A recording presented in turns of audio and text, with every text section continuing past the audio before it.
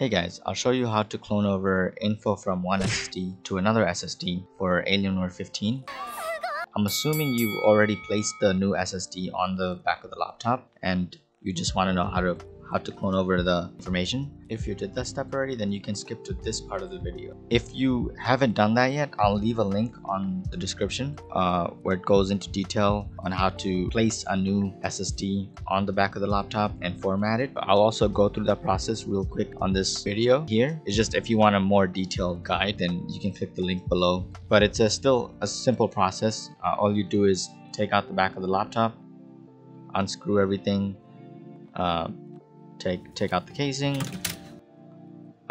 take out this screw right there, and place the new SSD. New SSD, face it this direction.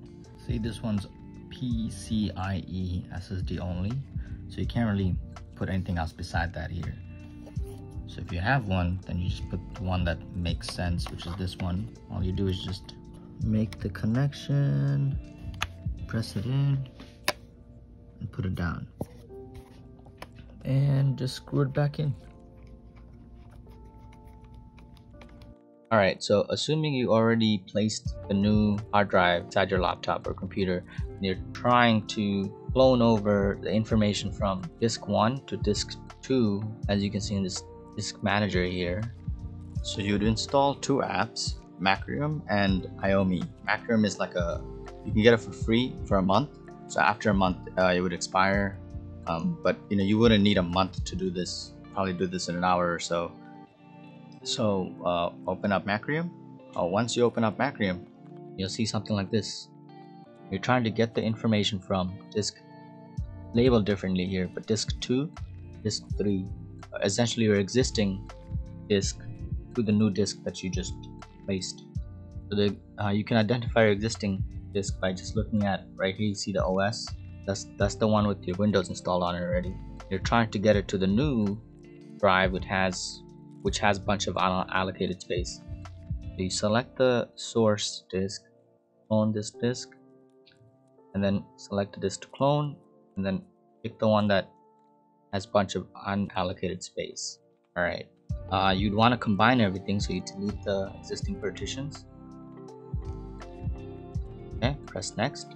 Might actually want to go back at this point to avoid this other issue where you end up having a dynamic disk or having unallocated space even after you cloned over everything. So what you want to do is click on all these blue slots or the red ones and move it right after the gray. The idea is to get the gray unallocated space to the beginning next to the main drive. So just click on all of them and just press float to the right. And then there you go, now it's right next to the main one. Next. Okay, after that you can just proceed to the later parts. That's the last slide and you press finish. Press OK here. Check and continue. It's going to clone now and take some time.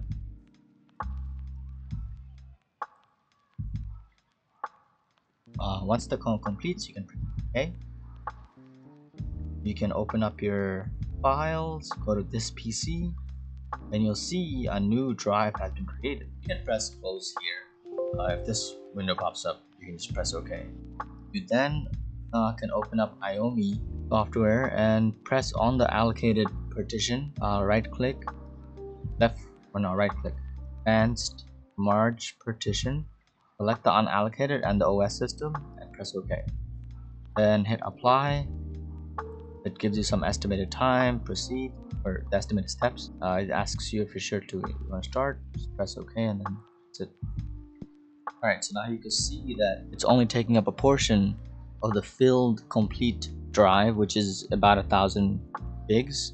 And if you open up the folders in this PC, you'll see the new drive, which is it's 822 free of 916. Now you can restart your device, but you'll be booted into your existing drive, not the new drive. The idea is to boot it in this one. Now that we have that one in there, it's still booting in this one, so you have to change the booting priorities.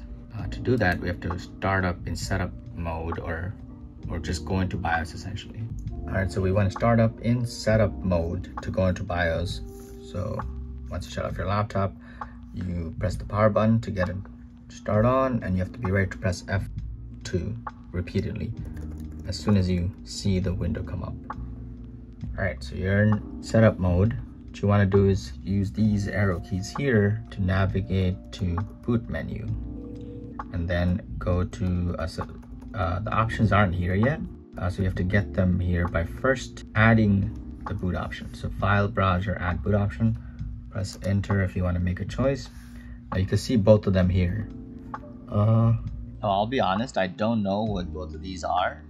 Basically, these are two of the options you can select from, and you might have more depending on how many drives you got installed, but one of them is representing your new drive and one of them is representing your old drive. So you can just select any of them, name it whichever one you want, and then see if it boots up to the right one. If it doesn't, you can always go back and just rename it. It's a quick step. So I'm gonna try this one right here, this one right here, EFI boot input file name. So I'm going to call this SSD3 boot option 4. We don't want that to be boot option 4. We want that to be 1 2 3 4. Okay, we want that to come first. All right, now we just save changes and exit. Okay, let's see. Give it a brief moment here. It's going to restart. It's starting up. Once your laptop restarts and you log in, you can always check if you booted up on the right drive by pressing Windows R, typing this in, pressing OK, going back to Disk Manager essentially, and then seeing if it says boot on the new drive. So this is the HDD, so not that one. Disk 2, sorry. This is the one that is the new drive, and it says boot right there. So we booted up correctly.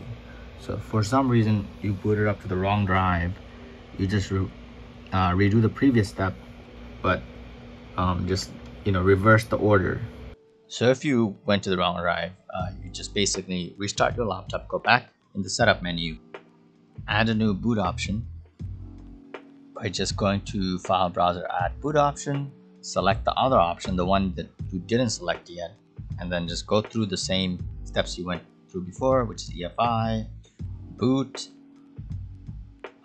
boot x64, and then name it. I already did that, so I skipped it here. Once you get that name going, all you do is just put that new SSD that you just named, put it as option 1. Then go to exit, save changes, yes, and then press escape. All right, since we've copied over all the important stuff that we needed from the original drive to the new drive, we can delete the stuff on the old drive. To do that, we will open up command prompt as administrator, so right click and then run as administrator. All right, once it opens up, we're going to type disk part. Then we want to be able to see all the disks that we have on the disk that we can also see in the disk manager. So just type list disk, and we see all the disks that are active.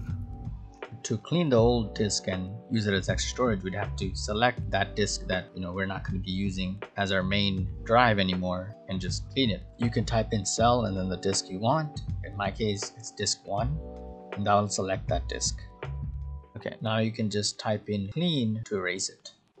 You can exit the scene afterwards, just typing in exit. Once you go back to the folder, you'll see that it's gone from here. Because essentially everything is cleaned out, so you'd have to get it back. So if you go back to the disk manager, or just by pressing Control R disk manager, you'll see that it's unallocated here. If I press exit and restart it to this, go back to it again. Yep. If you close it and you come back to it again, it'll prompt you to initialize it again. So disk 1 is the one that was deleted. You can use GPD, press OK, and then there you go. It's there's no exclamation mark. It's completely empty. So at this point, we're just going to format it. You would select it, new simple volume, next, select the maximum space you can get, which is that much. Next, assign it a letter, press next again, format, this is fine, you could call it whatever you want. Next, and finish. All right, it's formatted. The PC may restart, but then you'll see it as the new volume. The other drive that originally had is usable and it's fully empty as a third drive.